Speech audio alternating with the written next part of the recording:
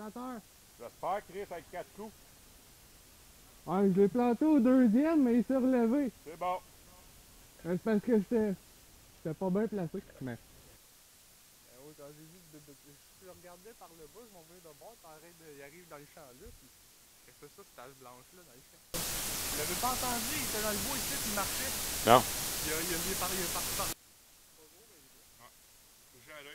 Bon matin tout le monde, c'est la dernière fin de semaine de novembre. On est venu faire une pause de coyote sur ma terre à Chevreuil. On était 3. Moi et Nick, on était tout en arrière. Comme vous pouvez voir, on est dans le bois sale. On n'est pas dans le genre de bois qu'on chasse d'habitude.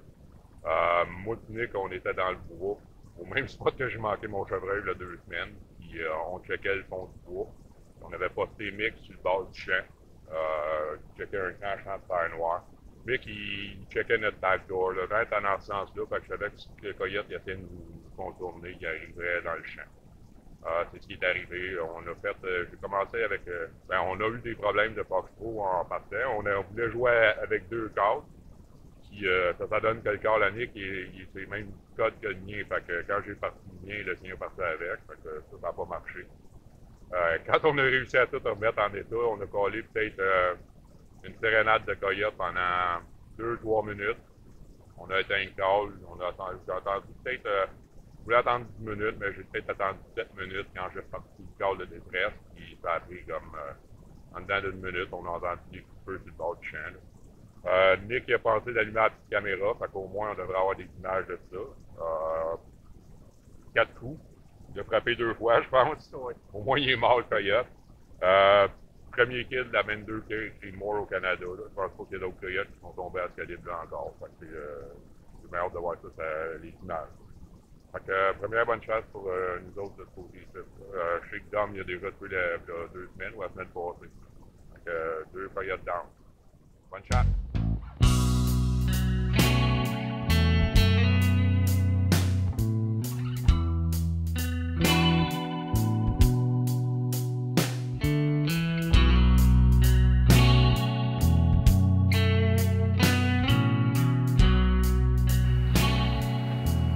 Salut! Notre premier coyote de la saison. Puis comme vous avez pu voir, c'est un qu'on chassait dans le bois, qui est assez rare pour nous, qu'on a tendance à chasser dans des grands étendues de champ. Fait qu'on va prendre un peu de temps, puis on va essayer de vous expliquer la stratégie qu'on a pris pour coller ce coyote-là à portée de carabine. Qu'est-ce que je connaissais? Je l'avais rencontré le 8 novembre, le matin de l'ouverture de la chasse aux prédateurs. J'étais pas à la chasse aux prédateurs, mais j'étais à la chasse aux chevreuils, puis j'avais mis mon Fox Pro à peu près 100 verges en avant de la cache. Aussitôt qu'il a fait assez clair que je vois qu'il n'y avait pas de chevreuil dans le champ, j'ai lâché un gros hurlement, puis j'ai attendu. Ça a pris peut-être 10 minutes, puis le coyote s'est pointé dans le fond du champ. Je l'ai manqué. Il était nerveux d'être là, moi j'étais nerveux de tirer, fait que ça a bien tombé. Puis ça n'en est pas resté là. Le soir même, j'avais comme l'impression qu'il reviendrait voir ce qui s'était passé. Puis en pactant mon stock, il restait peut-être 1 ou 2 minutes de lumière. J'ai regardé dans le fond du champ, puis le coyote il était là. Il était planté, il était rentré par l'autre coin du champ, puis il me regardait. Il regardait c'est quoi qui avait fait peur le matin. Fait que j'ai laissé ça là, puis j'ai pris une note. J'avais une maudite bonne idée d'où il se tenait. Fait que j'ai attendu que la chasse au chevreuil soit finie.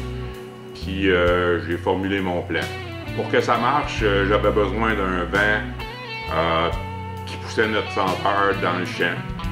Puis j'avais besoin d'une deuxième équipe. Parce que c'est un territoire, on chasse dans le bois, on chasse à l'entonnoir de deux grosses pièces de bois. Fait qu'on avait autant de chance qu'un coyote rentre par en arrière qu'il rentre par en avant. Fait qu'on s'est placé, on y a été le matin, on s'est placé de façon à couvrir les 2 portes de sortie.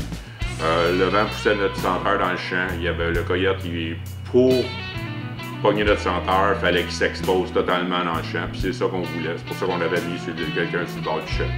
Ça a donné des bons résultats. Puis c'est tout le temps le fun de planifier quelque chose puis de voir que ça se déroule, la chasse se déroule comme on l'avait pensé. Puis s'il y a une leçon à retenir de cette chasse-là, c'est pour ceux qui chassent beaucoup en bois, qui chassent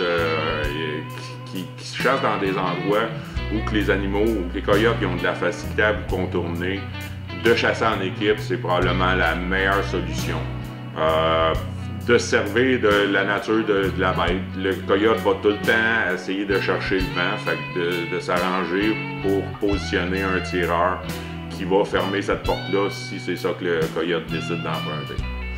En espérant que ça peut vous aider et que vous avez aimé la vidéo. On va essayer de vous en donner d'autres pour la saison. Bonne chasse!